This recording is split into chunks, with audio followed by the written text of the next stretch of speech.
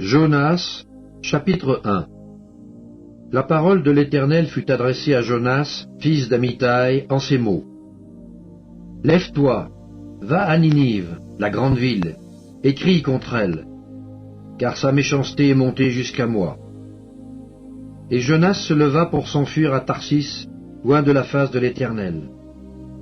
Il descendit à Jaffo, et il trouva un navire qui allait à Tarsis.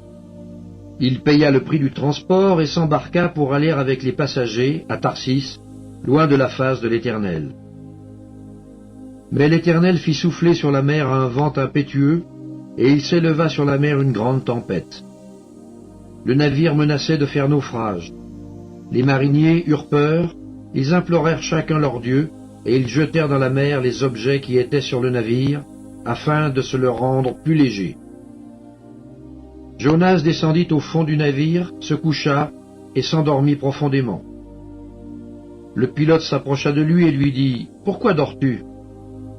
Lève-toi, invoque ton Dieu. Peut-être voudra-t-il penser à nous, et nous ne périrons pas. » Et ils se dirent l'un à l'autre « Venez, et tirons au sort pour savoir qui nous attire ce malheur. » Ils tirèrent au sort, et le sort tomba sur Jonas. Alors ils lui dirent « Dis-nous qui nous attire ce malheur. Quelles sont tes affaires, et d'où viens-tu?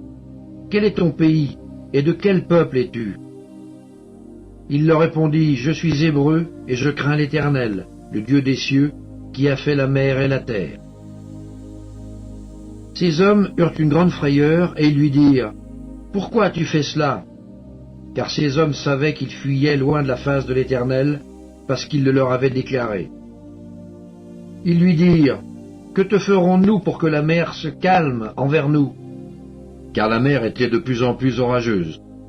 Il leur répondit, « Prenez-moi et jetez-moi dans la mer, et la mer se calmera envers vous, car je sais que c'est moi qui attire sur vous cette grande tempête. » Ces hommes ramaient pour gagner la terre, mais ils ne le purent parce que la mer s'agitait toujours plus contre eux. Alors ils invoquèrent l'Éternel et dirent, « Ô Éternel, ne nous fais pas périr à cause de la vie de cet homme, et ne nous charge pas du sang innocent. Car toi, Éternel, tu fais ce que tu veux. » Puis ils prirent Jonas et le jetèrent dans la mer. Et la fureur de la mer s'apaisa. Ces hommes furent saisis d'une grande crainte de l'Éternel, et ils offrirent un sacrifice à l'Éternel, et firent des vœux.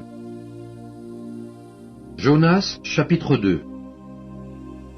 L'Éternel fit venir un grand poisson pour engloutir Jonas, et Jonas fut dans le ventre du poisson 3 jours et 3 nuits. Jonas, dans le ventre du poisson, pria l'Éternel son Dieu. Il dit, « Dans ma détresse, j'ai invoqué l'Éternel, et il m'a exaucé. Du sein du séjour des morts, j'ai crié, et tu as entendu ma voix. Tu m'as jeté dans l'abîme, dans le cœur de la mer, et les courants d'eau m'ont environné. Toutes tes vagues et tous tes flots ont passé sur moi.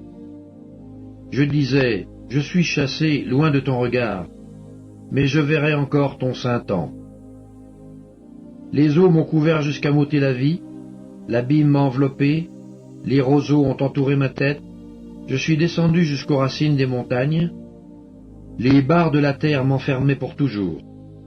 Mais tu m'as fait remonter vivant de la fosse, Éternel mon Dieu. Quand mon âme était abattue au-dedans de moi, je me suis souvenu de l'Éternel, et ma prière est parvenue jusqu'à toi, dans ton saint temple. Ceux qui s'attachent à de vaines idoles éloignent d'eux la miséricorde. Pour moi, je t'offrirai des sacrifices avec un cri d'action de grâce. J'accomplirai les vœux que j'ai faits, le salut vient de l'Éternel. L'Éternel parla au poisson, et le poisson vomit Jonas sur la terre. Jonas, chapitre 3. La parole de l'Éternel fut adressée à Jonas une seconde fois en ces mots. « Lève-toi, va à Ninive, la grande ville, et proclame-y la publication que je t'ordonne. » Et Jonas se leva et alla à Ninive selon la parole de l'Éternel. Or Ninive était une très grande ville, de 3 jours de marche. Jonas fut d'abord dans la ville une journée de marche.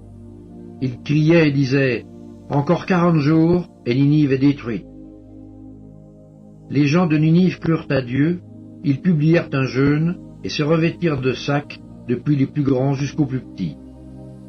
La chose parvint au roi de Ninive, il se leva de son trône, ôta son manteau, se couvrit d'un sac et s'assit sur la cendre.